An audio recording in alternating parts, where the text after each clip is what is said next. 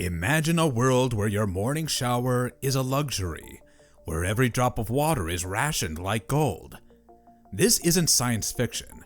It's reality for millions living in water-scarce regions. Water scarcity affects 40% of the global population, and by 2030, demand could outstrip supply by 40%.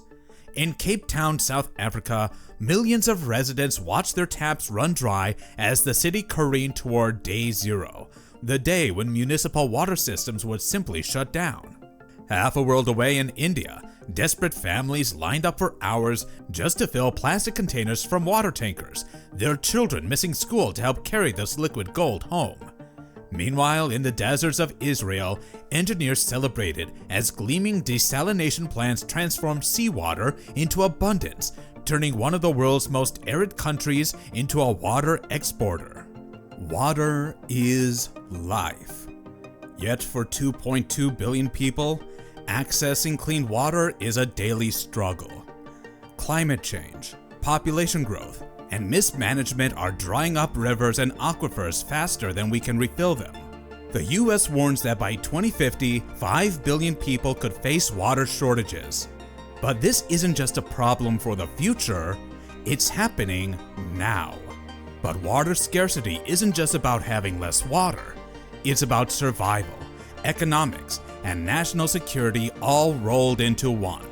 When aquifers run dry, cities don't just get thirsty, they collapse. Agriculture fails, industry shut down, people migrate in massive waves, creating conflict that can destabilize entire regions.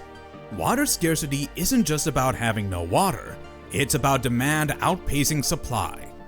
There are two types: physical scarcity, where water simply isn't available, like in the Middle East, and economic scarcity, where infrastructure fails to deliver, like in parts of sub-Saharan Africa. Over 700 million people live in water-stressed areas, where annual supply drops below 1,700 cubic meters per person. To put that in perspective, a single American uses about 370 liters daily, while in some African nations, it's less than 20 liters.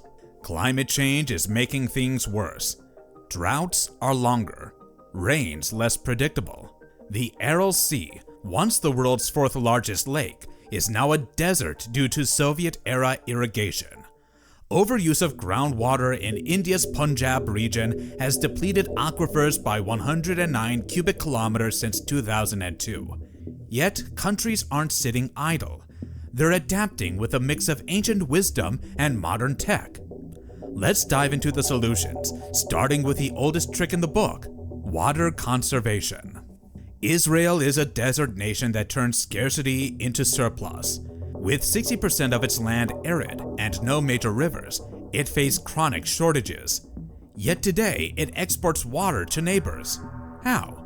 Through a three-pronged approach: desalination, drip irrigation, and recycling. Israel's 5 desalination plants, like the Sorek facility, produced 600 million cubic meters of water annually, meeting 70% of domestic needs.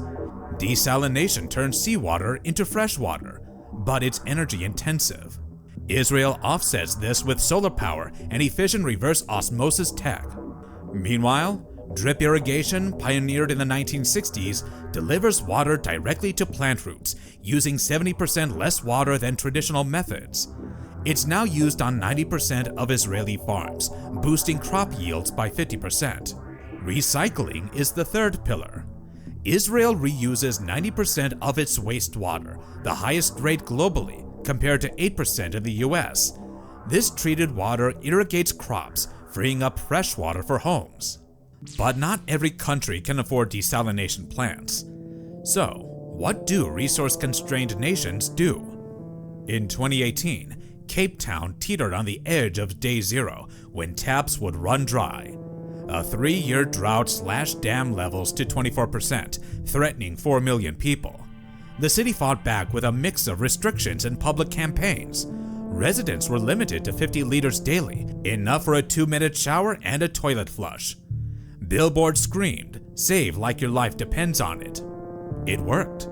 Consumption dropped 60%, from 1.2 billion liters daily to 500 million. Cape Town also diversified its supply. New groundwater projects like the Atlantis Aquifer added 30 million liters daily. Temporary desalination units, though costly, bridged the gap. The city invested $1 billion in long-term solutions like upgrading dams and pipelines. By 2019, Day Zero was averted, proving that behavior change paired with infrastructure can work miracles. But what about regions where water disputes cross borders? Water scarcity often sparks conflict. The Nile River, shared by 11 countries, is a hotspot. Ethiopia's Grand Renaissance Dam, built to generate power, threatens downstream Egypt and Sudan, who rely on the Nile for 97% of their water. Tensions flared, but diplomacy has eased them. A 2020 agreement outlined water release schedules, balancing Ethiopia's energy needs with Egypt's survival. Similarly, the Indus Waters Treaty of 1960 between India and Pakistan, mediated by the World Bank, allocates river water despite decades of political strife. It's a rare success, ensuring 80% of the Indus's flow to Pakistan. In Southeast Asia, the Mekong River Commission fosters cooperation among Laos, Thailand, Cambodia, and Vietnam, though upstream dams strain relations. These examples show that shared scarcity can force collaboration, turning rivals into reluctant partners. The future of water scarcity lies in innovation and equity. Singapore, a city-state with no natural water, offers a glimpse. Its new water program recycles 40% of wastewater into drinking water using advanced filtration. By 2060, it aims to meet 55% of demand this way.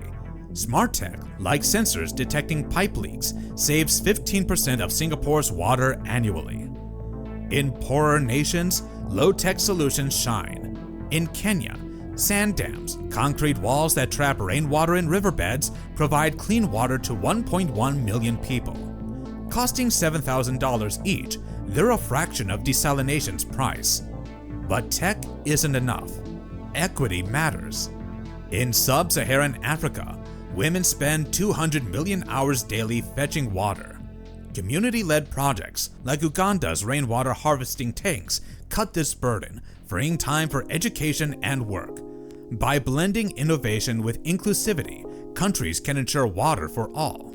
Atmospheric water generation companies like Zero Mass Water have developed solar panels that extract water directly from air humidity. These systems can produce 5 liters of clean water daily from atmospheric moisture alone, revolutionary for remote communities. Diversification is key. No single solution works. Successful countries combine multiple water sources: recycled water, desalination, groundwater, and conservation.